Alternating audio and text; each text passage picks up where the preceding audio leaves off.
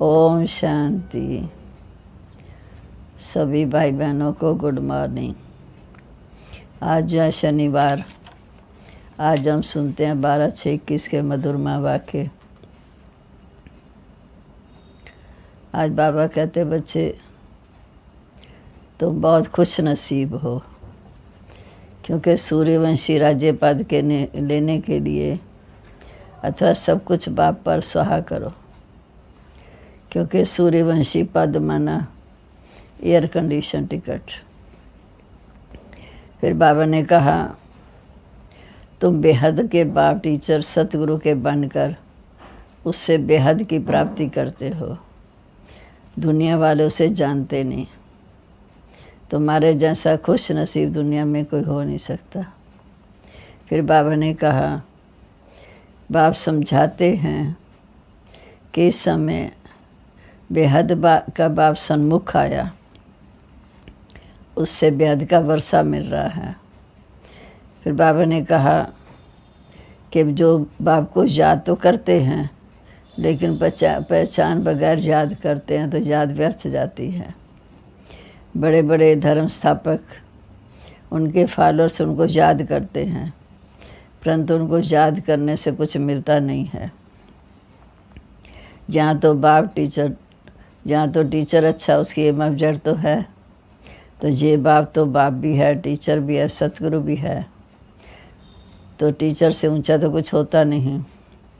तीसरे बाबा ने कहा कि इस समय बाप 5000 वर्ष के माफिक आए हुए हैं बच्चों को स्वर्ग का मालिक बनाने, शांति धाम सुख धाम का मालिक बनाने। बाबा कहते, लाडले बच्चे तुम मुझसे अपना वर्षा ले लो, क्योंकि बाप आए हैं बच्चों को air condition first class ticket देने। अब सूर्यवंशी राज्य पद 2nd ग्रेड चंद्रवंशी है। पहले सूर्यवंशी फिर चंद्रवंशी।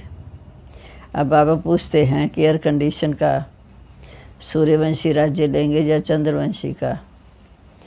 हर एक अपने आप को चेक करे कि हम लक्ष्मी नारायण को वरने लायक बने हैं, क्योंकि चेक करेंगे तो अपने आप को चेंज करेंगे।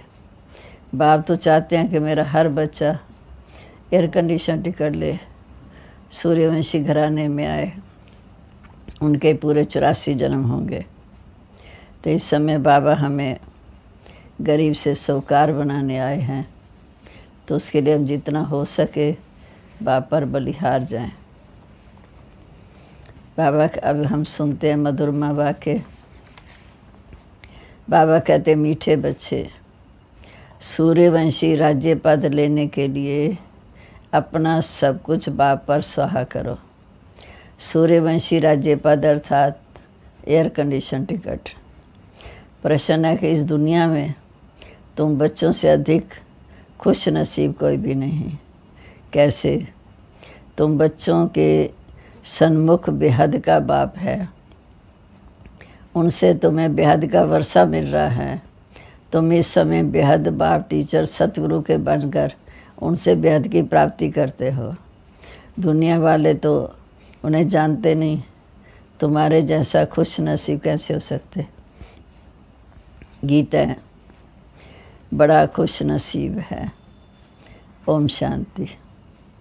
ब्राह्मण कुलभूषण जानते हैं कि अभी हम ब्राह्मण संप्रदाय के हैं, फिर हम दैवी संप्रदाय के बनेंगे। बच्चों को बाप बैठ समझाते हैं, जब बेहद का बाप सन्मुख है तो उससे बेहद का वर्षा मिल रहा है। बाकी और क्या चाहिए? भक्ति मार्ग में कब से चलता है ये कोई को पता नहीं। भक्ति मार्ग वाले भक्त भी भगवान को याद करते हैं, अथवा ब्राइड्स ग्रूम को याद करते हैं, परंतु वंडर यहाँ ये है कि उसको जानते नहीं। हम सब सज्जनियाँ साजन को याद करती हैं, पर उसको जानते नहीं। ऐसा कभी देखा कि सजनी साजन को ना जाने? नहीं तो याद कैसे कर सकते? भगवान तो सबका बाप ठहरा। बच्चे बाप को याद करते हैं, परंतु पहचान बगैर याद करना सब व्यर्थ हो जाता है। इसलिए याद करने से कोई फ़ायदा नहीं मिलता। याद करते भी ये ऑब्जेक्ट को पाते नहीं कि भगवान कौन है, उससे क्या मिलेगा, कुछ भी नहीं जानते। इतने सब धर्म, क्राइस्ट, बौद्ध आदि प्रिसेप्टर अथवा धर्म स्थापन करने वालों को उनके फॉलोअर्स भी याद करते हैं, परंतु उनको याद करने से हमको क्या मिलना है कुछ भी पता नहीं। इससे तो जिस्मानी पढ़ाई अच्छी, उसमें एम ऑब्जेक्ट तो बुद्धि में रहती है कि बाप से क्या मिलता है, टीचर से क्या मिलता है और गुरु से क्या मिलता है, ये और कोई भी समझ नहीं सकते। तुम जहाँ बाप के, फिर टीचर के, फिर सतगुरु के बनते हो। बाप और टीचर से गुरु ऊंचा होता है। अब तुम बच्चों को निश्चय हुआ कि हम बाप के बने हैं। बाबा हमको 5000 वर्ष पहले माफ़ी का करके स्वर्ग के मालिक बनाते हैं अथवा शांति धाम का मालिक बनाते हैं। बाप कहते, लाडले बच्चे, तुम मुझसे अपना वर्षा लेंगे ना? सब कहते हाँ बाबा। क्यों नहीं लेंगे? अच्छा, फिर बाबा कहते, चंद्रवंशी रामपद पाने में राजी होंगे?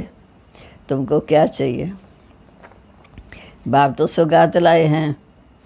तुम सूर्यवंशी लक्ष्मी को वरेंगे या चंद्रवंशी सीता को? तुम अपनी शक्ल तो देखो, श्री नारायण को व लक्ष्मी को वरने लायक हो? अपने आप को चेक करो। बगैर लाइफ बनाने वर कैसे सकते हैं? लक्ष्मी को वरना हो तो नारायण जैसे गुण चाहिए। अब बाप बैठ समझाते हैं, हो वो जैसे कल पहले माफी समझाया था, फिर से समझा रहे हैं। तुम फिर से आकर वर्षा ले रहे हो। तुम्हारी एम ऑब्जेक्ट है बेहद के बाप से बेहद का वर्षा लेने की। वह है सूर्यवंशी राज्य पद, सेकंड ग्रेड है चंद्रवंशी। जैसे air condition first class second class होते, तो सज्जू की पूरी राजधानी एयर कंडीशन समझो। एयर कंडीशन से ऊंचा तो कुछ होता नहीं। फिर है फर्स्ट क्लास, पहले एयर कंडीशन फिर है फर्स्ट क्लास। तब आप कहते हैं मैं एयर कंडीशन या सूर्यवंशी राज्य लेंगे, चंद्रवंशी फर्स्ट क्लास का, उससे भी कम फिर सेकंड क्लास में नंबरवार राज्य लेने का, या चंद्रवंशी फर्स्ट क्लास है, उससे भी कम तो फिर सेकंड क्लास में।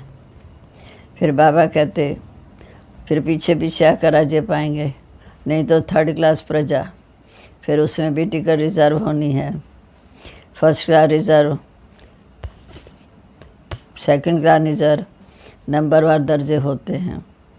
बाकी सुख तो जहाँ वहाँ है ही, चाहे कुछ भी पदवी हो, लेकिन सुख तो है ही। अलग अलग कंप्लीट तो है ना, अलग अलग कंपार्टमेंट तो है ना। सौकार आदमी टिकट लेंगे एयर कंडीशन की। तुम्हारे में सौकार कौन बनते हैं? जो इस समय अपना सब कुछ ईश्वर अर्थ अर्पण करते हैं। बाबा ये सब कुछ आपका है। भारत में महिमा गाई हुई है। बाप सौदागर भी है, रत्नागर भी है, जादूगर भी है। ये महिमा बाप की है, ना कि कृष्ण की। कृष्ण से तो वर्षा लिया, सतयुग में प्रारब्ध पाई। कृष्ण ने भी इस जन्म में पुरुषार्थ कर वर्षा लिया, सतयुग की प्रारब्ध पाई। वह भी बाबा का बना। प्रारब्ध कहाँ से पाई होगी? लक्ष्मी नारायण ने सतयुग में प्रारब्ध भोगते हैं। इस समय तुम बच्चे अच्छी रीति पुरुषार्थ करते हो। ज़रूर इन्होंने भी पास्ट जन्म में प्रारब्ध बनाई होगी।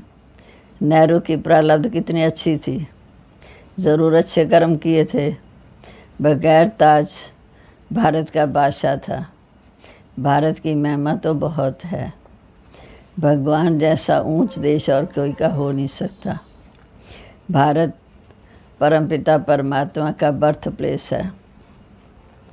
ये राज कोई की बुद्धि में बैठता नहीं। परमात्मा ही सबको सुख शांति देते हैं आधा कल्प के लिए।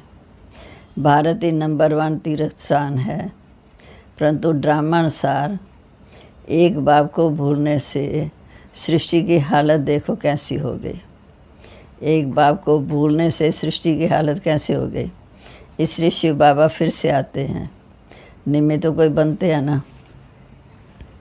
अब आप कहते मीठे बच्चे अशरीरी भव, अपने को आत्मा निश्चय करो। मैं आत्मा किसकी संतान हूँ ये कोई जानते नहीं, वंडर है।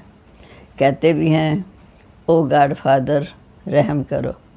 शिव जयंती भी मनाते हैं, परंतु वो कब आते हैं ये कोई को पता नहीं। और ये 5000 वर्ष की बात, तो बाप आकर नई दुनिया सज्जू स्थापन करते हैं। सज्जू के आजू लाखों वर्ष तो है नहीं, घोर अंधकार है। गीता का उपदेश किसी ने आकर तो सुनाया है, परंतु ना पढ़ाने वाले ना पढ़ने वाले कुछ भी नहीं समझते। बाप कितना सहज कर समझाते हैं कि सिर्फ बाप को याद करो। गृहस्थ व्यवहार में रहते कमल फूल समान पवित्र बनो। विष्णु की सब अलंकार दे दिए, शंख दे दिया, कुछ भी दिए, फूल भी दे दिया। वास्तव में अलंकार देवताओं के थोड़ी हैं, वह तो इनका स्वरूप बनते हैं। ये कितनी गुह्य गंभीर बातें हैं। अलंकार तो वास्तव में तुम ब्राह्मणों के हैं, पर ब्राह्मणों को देवें कैसे? आज ब्राह्मण है, कल शूद्र बन जाते। ब्रह्मा कुमारी शूद्र कुमार बन पड़ते। माया गिराने में देरी नहीं करती। अगर कोई गफलत की, बाप की श्रीमत पर ना चले तो बुद्धि खराब हुई। माया अच्छी तरह चमाट मारकर मुंह फेर देती है। मनुष्य गुस्से में आकर कहते हैं थप्पड़ मार मुंह फेर दूंगा, तो माया भी ऐसी है। बाप को भूले, माया 1 सेकंड में थप्पड़ मार देगी। 1 सेकंड में जीवन मुक्ति पाते हैं और सेकंड में माया एकदम गिरा देती है, थप्पड़ मार देती है। 1 सेकंड में जीवन मुक्ति पाते, माया फिर सेकंड में जीवन मुक्ति ख़त्म कर देती है। कितने अच्छे अच्छे बच्चों को माया पकड़ लेती। देखते हैं कहाँ भी बाबा की श्रीमत की गफलत की तो ख़त्म, झट थप्पड़ लग जाता है। बाप तो आकर पुरानी दुनिया से मुंह फिराते हैं नई दुनिया की तरफ। लौकिक बाप कोई गरीब होता है, पुरानी झोपड़ी में रहते हैं, फिर नया बनाते हैं, तो बच्चों की बुद्धि में बैठ जाता है ना, बस अब नया मकान तैयार होगा, हम जाकर बैठेंगे, ये पुराना छोड़ देंगे। अब बाप ने तुम्हारे लिए हथेली पर बहिष्ठ तथा वैकुंठ लाया है। कहते मेरे लाडले बच्चे आत्माओं से बात करते हैं। इन आँखों द्वारा तुम बच्चों को देख रहे हैं। बाप समझाते मैं भी ड्रामा के वश हूँ। ऐसे नहीं कि ड्रामा बगैर कुछ कर सकता हूँ, नहीं। बच्चे बीमार पड़ते हैं, ऐसे नहीं कि मैं ठीक कर दूँगा,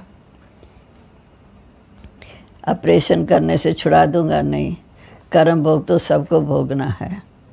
तुम्हारे ऊपर तो कर्मों का बोझा बहुत है, क्योंकि तुम सबसे पुराने हो, सतयुग से नीचे उतरते आए, सतो प्रधान से एकदम तमो प्रधान बने। अब तुम बच्चों को बाप मिला है तो बाप से वर्षा लेना चाहिए। तुम जानते हो कलब कलब ड्रामा अनुसार हम बाप से वर्षा लेते हैं। जो सूर्यवंशी चंद्रवंशी घराने के होंगे वे अवश्य आएंगे। जो देवता थे फिर वही शूद्र बन गए, फिर वही ब्राह्मण बन दैवीय संप्रदाय बनेंगे। ये बातें बाप के सिवा और कोई समझा ना सके। बाप को तुम बच्चे कितने मीठे लगते हो। कहते हैं तुम वही कल पहले वाले मेरे बच्चे हो। कितना प्यार करते हैं बाबा। मैं कलब कलब तुमको आकर पढ़ाता हूँ। कितनी वंडरफुल बातें हैं। निराकार भगवान वाच, शरीर से वाच करेंगे ना। शरीर अलग हो जाता है तो आत्मा वाच कर नहीं सकती, आत्मा डिटैच हो जाती है। अब आप कहते बच्चे अशरीरी भाव। ऐसे नहीं कि प्राणायाम आदि चढ़ाना, नहीं। समझना है कि मैं आत्मा अविनाशी हूँ। मुझ आत्मा में 84 जन्मों का पाठ भरा हुआ है। बाप खुद कहते, मुझ आत्मा में जो आत्मा भी जो एक्ट करती है,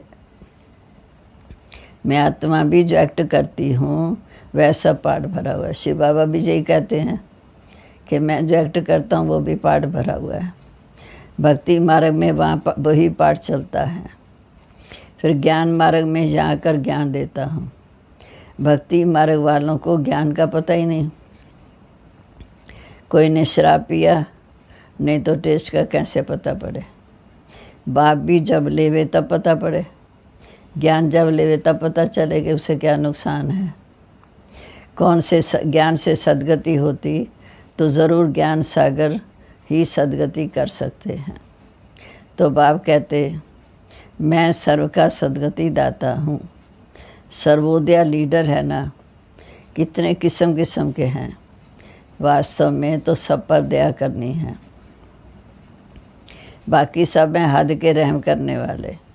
बाप तो सारी दुनिया को सतो प्रधान बनाते हैं, उसमें तत्व भी सतो प्रधान बन जाते। ये काम है ही परमात्मा का। तो सर्वोदय का अर्थ कितना बड़ा है, एकदम सब पर दया कर देते हैं। स्वर्ग की स्थापना में कोई भी दुखी नहीं होता। वहाँ नंबर 1 फर्नीचर, वैभव आदि सब मिलते हैं। दुख देने वाले जानवर, मक्खी आदि कुछ भी नहीं होते।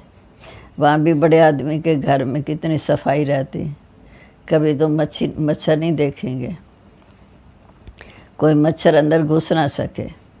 स्वर्ग में तो कोई की ताकत नहीं जो ऐसी चीज़ें आ सके। गंद करने वाली कोई चीज़ होती नहीं। नेचुरल फूलों आदि की खुशबू रहती है। तुमको सूक्ष्म वतन में बाबा शुभ रस पिलाते हैं। अब सूक्ष्म वतन में तो कुछ है नहीं, ये सब साक्षात्कार है। वैकुंठ में कितने अच्छे अच्छे फूल बगीचे आदि होंगे, सूक्ष्म वतन में थोड़ी बगीचा रखा है। ये सब है साक्षात्कार। जहाँ बैठे हुए भी तुम साक्षात्कार करते हो। गीत भी बड़ा फर्स्ट क्लास है। तुम जानते हमको बाप मिला और क्या चाहिए। बेहद के बाप से बेहद का वर्षा लेते हैं, तो बाप को याद करना चाहिए। बाप की मत मशहूर है, श्रीमत से हम श्रेष्ठ से श्रेष्ठ बनेंगे। बाकी है सबकी आश्रय मत। इसलिए ये जानते नहीं कि सतयुग में सदैव सुख था। लक्ष्मी नारायण का राज्य था। आश्रय मत इसलिए बन जाते जो सतयुग में आश्रय मत पर चलते हैं तो दुखी होते हैं। सतयुग में तो सुख ही सुख था। लक्ष्मी नारायण का राज्य था। छोटेपन में वही राधे कृष्ण, उनके चरित्र आदि कुछ है नहीं। स्वर्ग में तो सब बच्चे बड़े फर्स्ट क्लास होते हैं। चंचलता की तो कोई बात ही नहीं होती। अच्छा, मीठे मीठे सिक्के लदे बच्चों प्रीत, माता पिता बाप दादा का याद प्यार, गुड मॉर्निंग। रूहानी बाप की रूहानी बच्चों को नमस्ते। अब है धारणा के लिए मुख्य सार। जब इस पुरानी दुनिया से मुंह फेर लिया, फिर ऐसी गफलत नहीं करनी है जो माया अपनी तरफ मुंह कर दे। श्रीमत की अवज्ञा नहीं करनी। बाप से पूरा वर्षा लेना है। दूसरा, बाप पर अपना सब कुछ स्वाहा कर पक्का बारिश बन। सतयुगी एयर कंडीशन की टिकट लेनी है। एम ऑब्जेक्ट को बुद्धि में रख पुरुषार्थ करना है। अब आज का वरदान, सेकंड में सर्व कमज़ोरियों से मुक्ति प्राप्त कर। सेकंड में सब कमज़ोरियों से मुक्ति प्राप्त कर। मर्यादा पुरुषोत्तम बनने वाले सदा स्नेही भव। जैसे स्नेही ग्रेड में आकर अपना सब कुछ न्योछावर अर्थात अर्पण कर देते हैं। स्नेही को कुछ भी समर्पण करने के लिए सोचना नहीं पड़ता है। तो जो भी मर्यादा व नियम सुनते हो उन्हें प्रैक्टिकल में लाने अथवा सर्व कमज़ोरियों से मुक्ति प्राप्त करने की सहज युक्ति है सदा एक बाप के स्नेही बनो। जिसके स्नेही हो, निरंतर उसके संग में रहो तो रूहानियत का रंग लग जाएगा और 1 सेकंड में मर्यादा पुरुषोत्तम बन जाएंगे, क्योंकि स्नेही को बाप का सहयोग स्वतः मिल जाता है। स्लोगन है, निश्चय का फाउंडेशन मजबूत है तो संपूर्णता कर पहुंचना निश्चित है। निश्चय का फाउंडेशन मजबूत है तो संपूर्णता तक पहुंचना निश्चित है। आज का सम्मान है, मैं खुश नसीब आत्मा मर्यादा पुरुषोत्तम बाप की अति स्नेही आत्मा हूँ। अब है मातेश्वरी जी के अनमोल माँ वाक्य। मनुष्य लोग, देवलोक, भूत प्रेतों की दुनिया का विस्तार। बहुत प्रश्न करते हैं, ये जो अशुद्ध जीव आत्माएं, उनको घोस्ट कहा जाता है। ये सच है या कल्पना है अथवा वहम है, उस पर स्पष्ट समझाया जाता है कि मनुष्य आत्मा जब विकर्म करती है तो उनको अनेक प्रकार की सजाएं भोगनी पड़ती हैं, और भोगनी भी मनुष्य जन्म में है, ना कि जानवर पंछी योनि में। मनुष्य बनता है। मनुष्य आत्मा अलग है, जानवरों की आत्मा अलग है। मनुष्य कभी जानवर नहीं बनता, ना जानवर कभी मनुष्य बन सकता। उनकी दुनिया अपनी है। ये मनुष्य आत्माओं की दुनिया अपनी है। दुख सुख भोगने की महसूसता मनुष्य में जाती है, ना कि जानवरों में। जब हम शुद्ध